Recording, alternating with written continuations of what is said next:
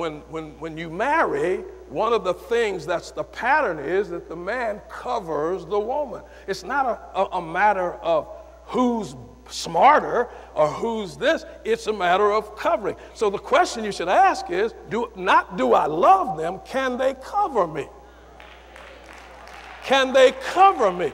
For my wife, her responsibility in marrying me was I was full of ideas. Can my wife not just have babies, but can she bring these ideas to fruition? What about her spiritual womb? What about me depositing all of these concepts and ideas in her spiritual womb, and we have some babies that are going to make us rich?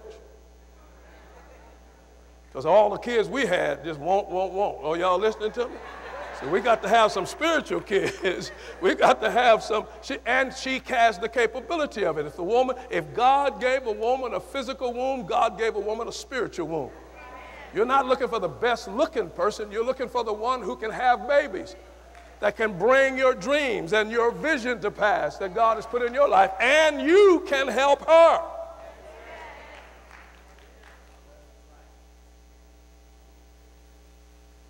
So we have these areas here where we begin to concentrate on something that's there, something that's a little larger or bigger than ourselves, okay? He says now in chapter 1, verse 4, he said, Jesus was declared to be the Son of God with power according to the Spirit of holiness by the resurrection from the dead. So resurrection becomes our default. Resurrection becomes our default. In everything that we do, we're looking for the power of resurrection. Look at me.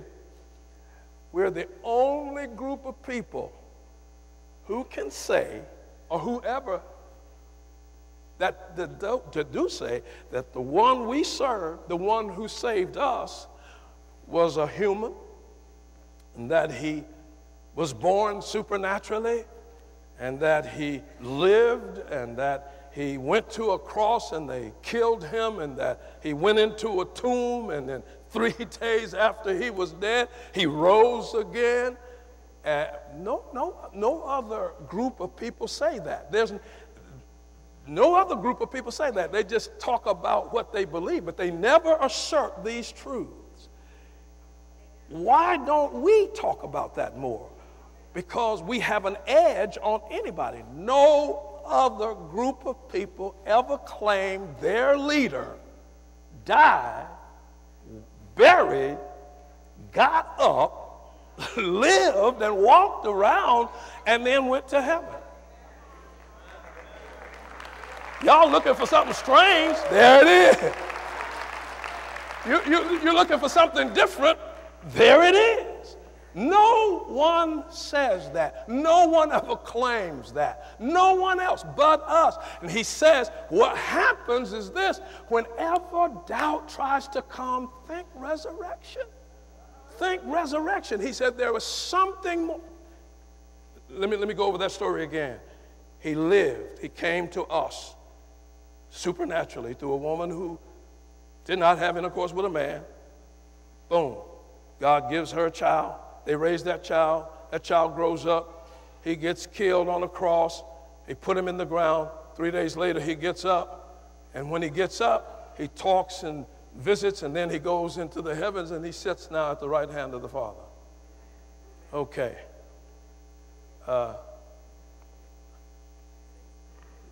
Why don't we have some power if that's what we believe? If we believe in that, what's wrong with us? What happened to our power?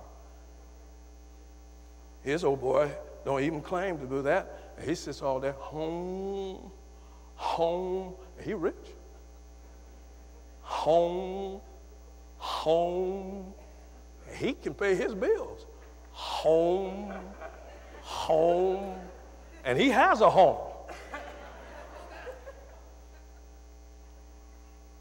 The problem is that we've allowed a crippling, we've allowed a blockage to come in with respect to faith. So I believed and it didn't happen. No, you believed in something, but you weren't in faith. Because if it failed you, that means that the dying was in vain and that Christ and all of the things that he did. If he disappoints one person, if he fails one, if what he did does not work on one person, it's over.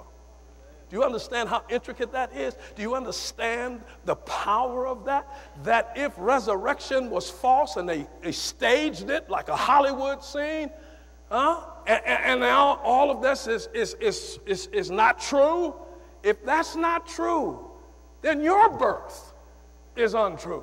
The fact that you came the way you came. Do you understand your birth? Do you understand what happened? That two people get together, they love each other, boom, and boom, and boom, and boom, and boom.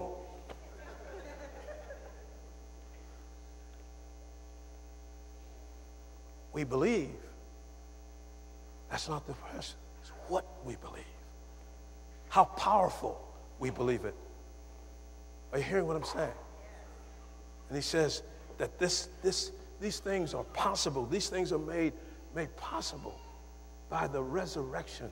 By the resurrection. So he's saying whatever is problematic in your life, think resurrection, that if Christ was raised from the dead, if Christ was able to go and to think everything, whatever is impossible becomes possible in resurrection. Whatever you do not look like you can attain becomes attainable in resurrection.